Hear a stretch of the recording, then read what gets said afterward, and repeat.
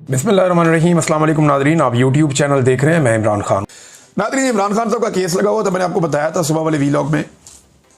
तो वो जो केस है वो ट्रक की बत्ती बन गया एक दफ़ा फिर। कैसे बन गया? अदालत ने ये तो कह दिया कि जनाब जल्दी इमरान खान साहब का केस सुनने के लिए लगाया जाए, अल कादर वाला, लेकिन तारीख नहीं दी। ये कह दिया हाँ जल्दी लगाया जाए, लेकिन उसकी तारीख अभी भी नहीं दी गई। तो 3-3.5 महीने 4 महीने हो गए पहले से लटका हुआ है। तारीख तो पहले भी नहीं मिल रही थी, तो तारीख अब जल्दी मिल जाएगी, इसकी क्या गारंटी है? तो उसूलन तो तारीख मिलनी चाहिए थी, बहुत पहले मिलनी चाहिए थी, क्योंकि अल कादर वाले केस में, जो यूनिवर्सिटी वाला केस है, उसमें इमरान खान से एक लॉयर कहते हैं कि इसमें तो फटाफट जमानत होनी है इमरान खान साहब की और उन्होंने बाहर आ जाना है। लेकिन वो कोशिश कर रहे हैं कि तोशाखाना 2 के अंदर पहले सजा दें, फिर इसमें जमानत दें, ताकि इमरान खान साहब को मजीद जेल में रखा जा सके। तो बैरिस्टर सलमान सफदर साहब ने कहा कि ठीक है, अगर आप ये करना चाहते हैं तो आप वो भी सजा सुना दें, फिर दोनों केस इकट्ठे लगा दें और हम दोनों केसेस को लेकर आएंगे और दोनों के अंदर इमरान खान साहब को छुड़वाएंगे। कोई 2-4 महीने लग जाएंगे ना, कोई बात नहीं, तो इतना टाइम काटा है तो ये भी हम देख लेंगे।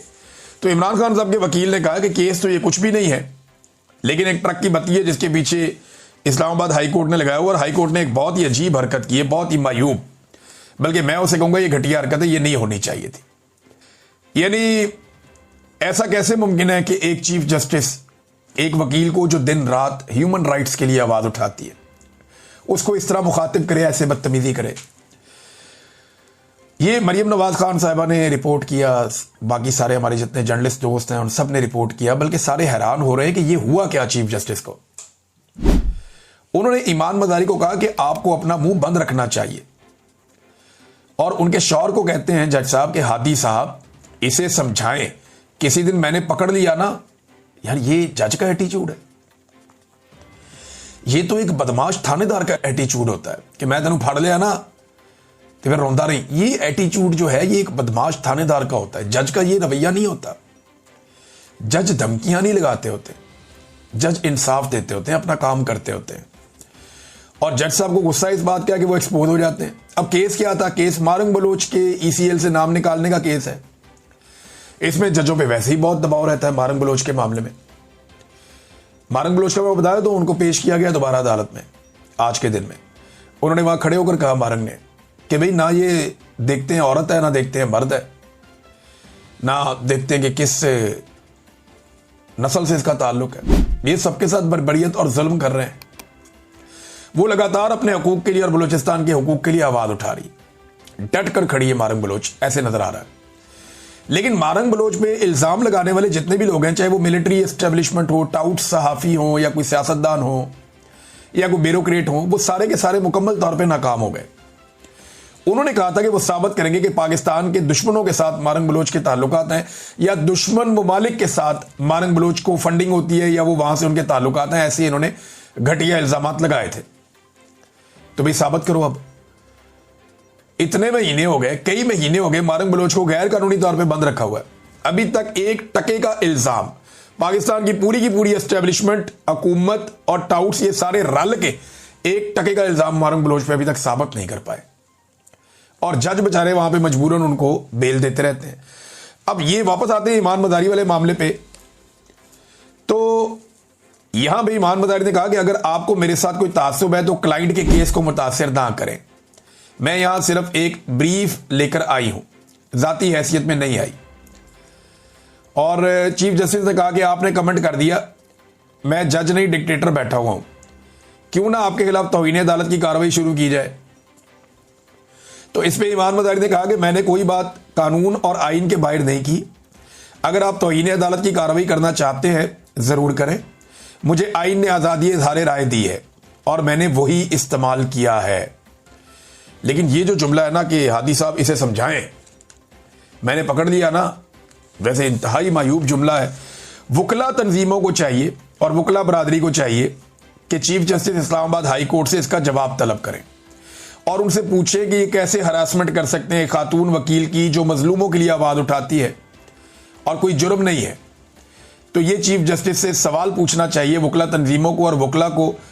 और मैं तो कहता हूं कि अगर कोई फोरम ऐसा है जहां पे ये केस किया जा सकता है तो ईमान मजारी को ये केस करना चाहिए और ये आवाज उठानी चाहिए। वो दूसरों के लिए आवाज उठाती हैं, ये भी उठाएं कि मुझे भरी अदालत के अंदर चीफ जस्टिस ने धमकाया है और बताएं कि मैंने इससे हरासमेंट फील की है और ये ज्यादती है। नादरीन, इमरान खान साहब वाले केस में अलीमा खानम ने हाई कोर्ट के बाहर बातचीत भी की है।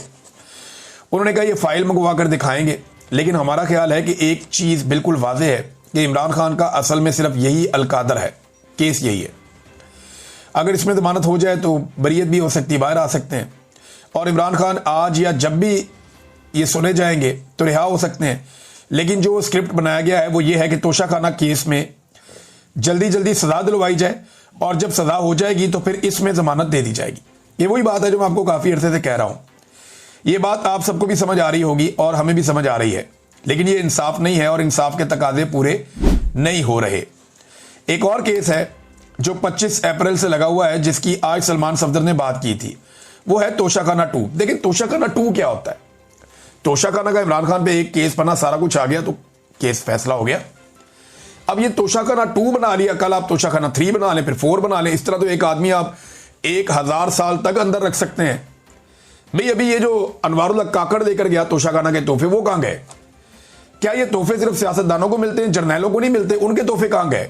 जो जजों को मिलते हैं वो कहां गए?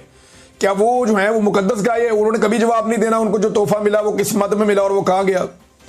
ये ज्यादती इमरान खान साहब के साथ की जा रही है और पूरे पाकिस्तान को नजर आ रही है जो ज्यादती हो रही है। नाज़रीन, इमरान खान वो वाहिद आदमी है मौजूदा सियासतदानों में जिस पे जितनी सख्ती हो रही है वो उतना ही मजबूत होकर खड़ा हो जाता, उतना ही जोरदार जवाब देता। और ये जवाब इमरान खान साहब जो है पाकिस्तान की मिलिट्री एस्टेब्लिशमेंट को देते हैं। अब जो इमरान साहब का जो रीसेंट एक ट्वीट है उसको अगर आप पढ़े तो आपको आइडिया हो जाएगा कि ये तो ऐलान जंग है।